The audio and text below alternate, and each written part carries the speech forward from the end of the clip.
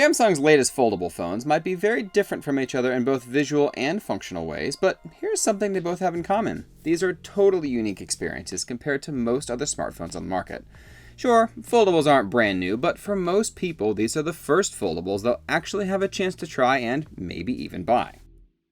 So what exactly is different? Aside from the obvious form factor change when compared to the regular slate-style phone we're all used to, there are quite a few functional differences that you'll come across if you do pick one up. Over the past few weeks, I've learned some things about both of these phones, and I'm going to break them down in today's video. Before we get started, be sure you're subscribed to Android Central right here so you don't miss a single thing. Alright, so here we go. The 8 things I've learned about using the Galaxy Z Flip 3 and the Fold 3.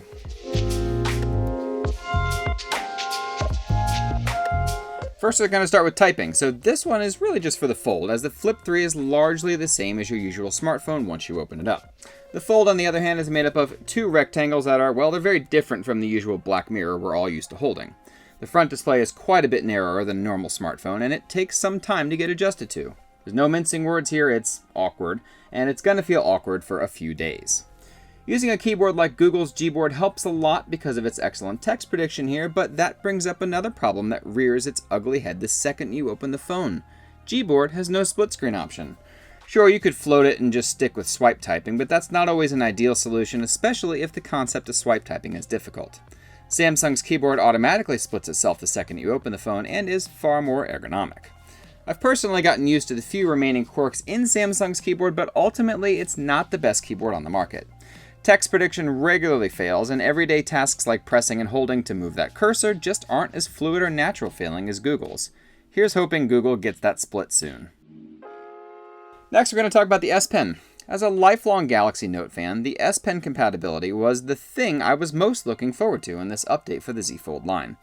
The Z Fold 3's new PET screen protector feels identical to glass, especially when using the S Pen to write, and functionally, there's nothing at all I can see to improve, even in the next iteration of the Fold.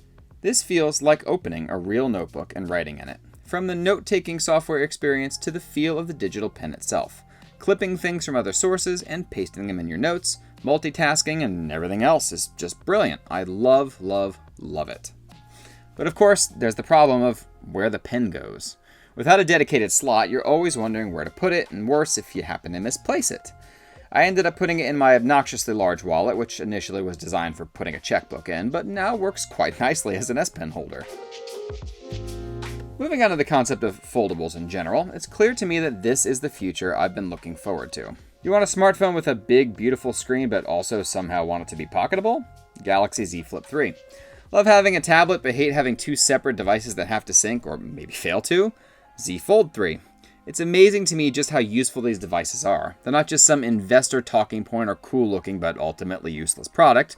Folding your phone feels good, it looks good, and more importantly, it works well to transform a larger device into something you actually want to carry around.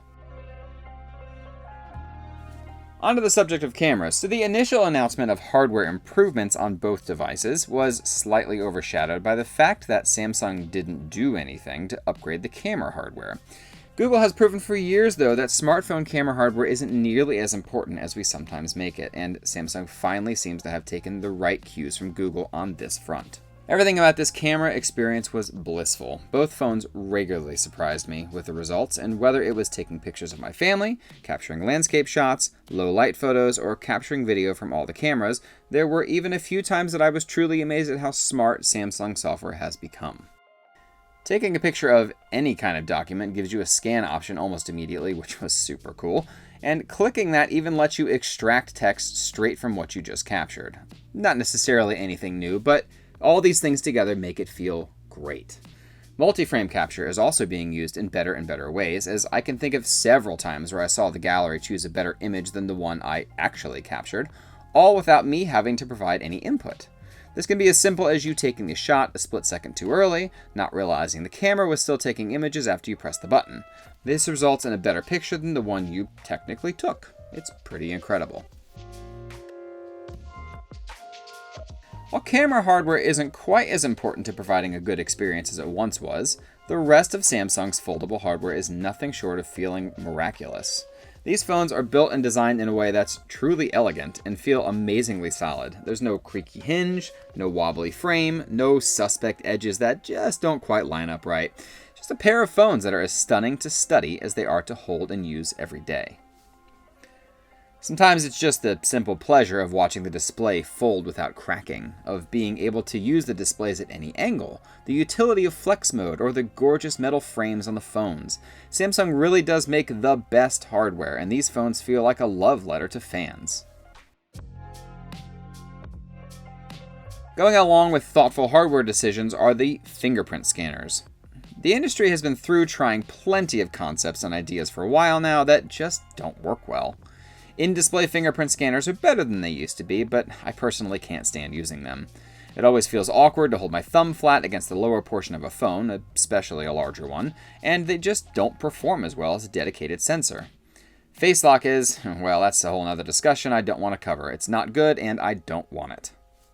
Now, power button fingerprint scanners are nothing new, of course, and it's not like Samsung is pioneering anything here, but it's clear to me once again that this is the best way to do a fingerprint scanner. It's a place you're already touching, it feels natural, and most importantly, works perfectly every single time. This particular placement also makes a lot of sense for foldables since you might be using them in different ways, but are always holding the outside of the frame. Kudos to Samsung for not trying to fix what isn't broken. Samsung software, too, has improved drastically over the years, going from a bloated visual mess back in the day to the template Google is using moving forward for Android's visual design. One UI is a triumph, and it works as well as you'd hope in almost every area. Moving from one screen to the other on the Fold is essentially seamless, and the little screen on the Flip is finally useful for more than just glancing at the icon of the app that delivered the most recent notification. To really unlock either phone's potential, you have to go into Samsung Labs, which is buried under several sub-menus in system settings, or even download the GoodLock app off the Galaxy App Store. I don't mean some weird niche settings either, I'm talking stuff that just makes sense for these unique form factors, and even sometimes things that Samsung advertised the phones can do. Having more than one tiny multitasking thumbnail on a screen as big as the Folds isn't asking a lot, nor is the idea that videos in floating windows or split screen should continue to play when you're using the adjacent app. Then there's Flex Mode, which requires you to individually select apps to force into Flex Mode when the screen is folded but not closed. Or how about resizing apps to fix on that oddly shaped fold screen? I imagine a toast notification or some separate icon would have sufficed, but as it stands, I'm sure many people who buy these phones will never know just how much they can do because this stuff is buried. Second to hidden functions are the many duplicate apps pre-installed on the phone. Google requires many of its apps and services to be pre-installed on a phone, which would be fine if Samsung wasn't constantly trying to make its own services that are in many cases almost identical to Google's. The Samsung phone app, for instance, doesn't have the call screening features of Google's, even though you can opt to use Google's as the default. Similarly, having Google Photos and Samsung Gallery on the same phone is super confusing, especially for users who might not know which one to pick anytime they want to just open an image.